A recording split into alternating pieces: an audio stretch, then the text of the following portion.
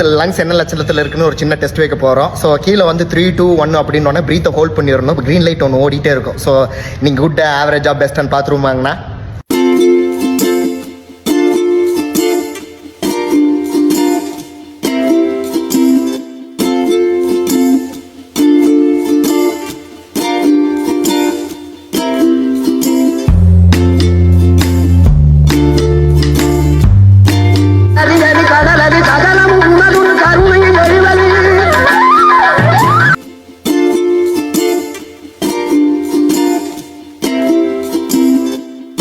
கேக்குதா?